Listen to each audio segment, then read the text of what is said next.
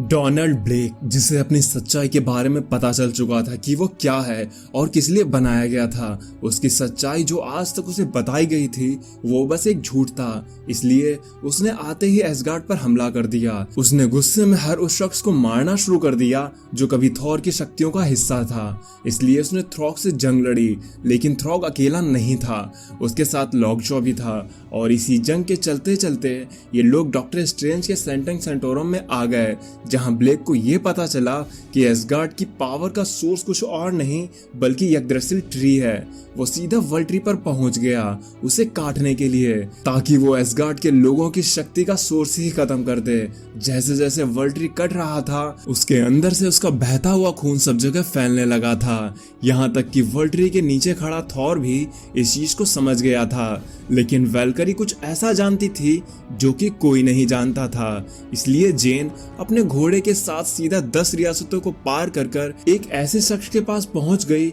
जो ब्लेक को रोक सकता था। और वो आदमी कोई और नहीं बल्कि खुद ओडेन थे, जो मरा नहीं था और किसी प्लेनेट पर नशे में टल्ली था।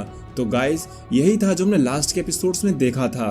तो अगर आपने स्नाइडर कट की एंडिंग एक्सप्लेनेशन या फिर अल्टीमेटम कॉमिक्स को नहीं देखा है तो उसे नीचे दिए गए लिंक से जाकर इस वीडियो के बाद देख लेना। तो अब शुरू करते हैं आज की इस अमेजिंग वीडियो को।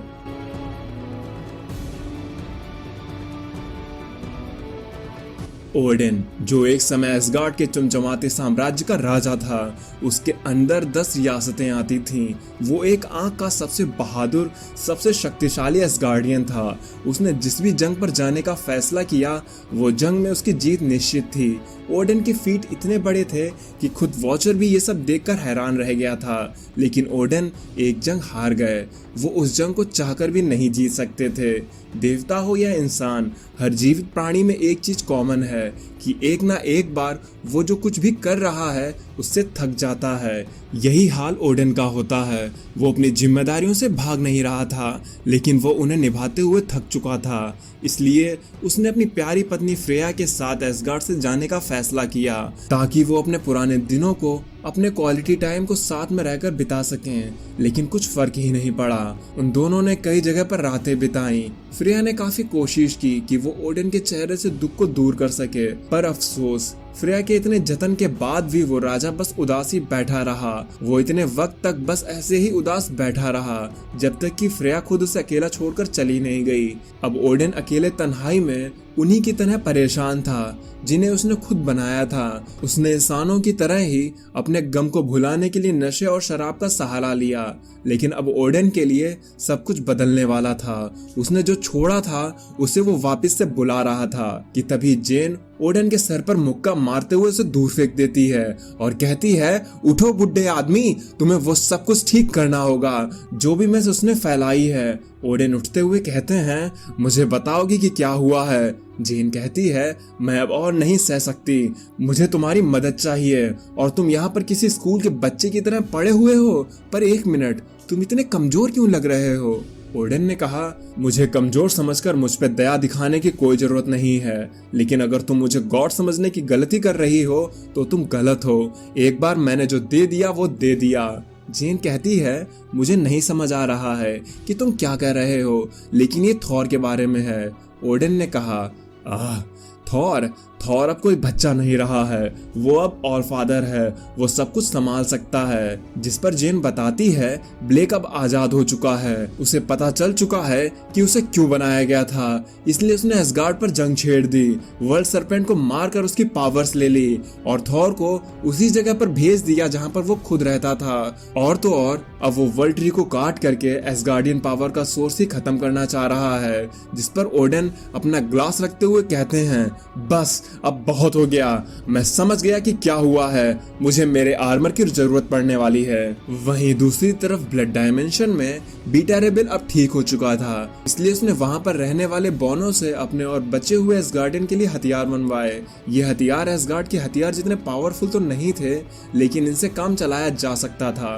तभी लेडी सिर्फ वहां पर आकर कहती है, बिल, ये सब तुम क्या कर रहे हो? यहाँ पर उन्हें फंसे हुए कितना समय बीत चुका है और उन्होंने कोई भी तैयारी नहीं की है। जिस पर बिल कहता है हम तैयारी ही तो कर रहे हैं लेडी सिफ। सिफ कहती है मैं कुछ समझ नहीं रही कि तुम क्या कहना चाह रहे हो। बिल ने कहा तुम तो एक गॉड हो, तुम सब कुछ देख सकती हो तो खुद ही देख लो। कि तभी वहां पर एक पोर्टल खुलता है और डॉक्टर स्ट्रेंज, लॉकजॉ, थ्रॉग और बैट्स के साथ आ जाते हैं। स्ट्रेंज कहते हैं हेलो बिल, कैसे हो? मुझे ये तो पता था कि यहाँ पर तुम और एसगार्डियन लोग मिलेंगे, लेकिन इतने सारे लोग मिलेंगे मुझे इसके बारे में कोई भी अंदाजा नहीं था। तभी वहां पर लोकी आकर कहता है ओहो स्टेफन, तुम मुझे कैसे भूल गए? ओह कम ऑन, अब कह भी दो, बोलो ना, कह भी दो कि तुम्हें मेरी जरूरत है। हा, तुम जरूर कहोगे। तो बैट्स लोकी को देखकर उसे गालियां देने लगता है। लोकी कहता है देखो स्टेफन, तुम और मैं ऐसे जादूगर हैं जो हर चीज पर नजर रखते हैं, इसलिए आज तुम्हें मेरी और मुझे तुम्हारी जरूरत है, क्योंकि हम लोग का एक ही दुश्मन है। तो बोलो क्या कहते हो? इधर ब्लेक यग्द्रिसिल ट्री को काटने में लगा हुआ था। वो कहता है और बस, और इसके बाद सब कुछ खत्म हो जाएगा। तभी म्योनिर सीधा ब्लेक को आकर लगता है। ब्लेक संभलते हुए कहता है तुम पिछली बार तो लकी रहे थे प्रिंस थ्रॉग कि तुम मेरे हाथों बच गए, लेकिन ये लक इस बार तुम्हें नहीं बचाने वाला। लेकिन तभी ब्लेक कुछ देखकर डर जाता है। ब्लेक क्या देखता है? उसके सामने लेडी सिफ, स्ट्रेंज, लॉकजॉ और बचे हुए एसगार्डियन उसकी हड्डी पसली एक करने के लिए खड़े थे। थ्रॉग कहता है मुझे लगता है कि लक की जरूरत अब तुम्हें पड़ने वाली है। ब्लेक ने कहा हम ये पहले भी खेल चुके हैं, तुम्हें क्या लगता है तुम लोग को दोबारा देखकर मैं डर जाऊंगा? मैं भी पिछली बार की तरह गलती नहीं करूंगा और तुम सबको आज यहीं पर दफना दूंगा। कि तभी कोई ब्लेक को पकड़कर जमीन पर दे मारता है। ब्लेक मुस्कुराते हुए कहता है ओह, तो आपने भी इसे ज्वाइन कर ही लिया फादर। हम देखते हैं कि ओडन अपने आर्मर में खड़े हैं और बोलते हैं मैं तुम्हारा कोई फादर नहीं हूँ, लेकिन अगर तुम पनिशमेंट के लिए रेडी हो तो कॉन्ग्रेचुलेशन, तुम्हारी जर्नी अब यहीं पर समाप्त होने वाली है। ब्लेक कहता है तुम्हें क्या लगता है ओडन, मैं तुम्हें देखकर डर जाऊंगा? नहीं ओडन नहीं, मैं तुमसे भी नहीं डरता, बल्कि मैं तो खुद ये चाहता था कि तुम मुझे ये सब करते हुए देखो।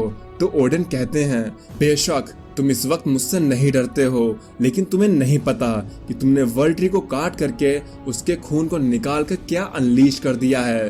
तुम्हें क्या लगता है कि ये खून कहाँ जा रहा है?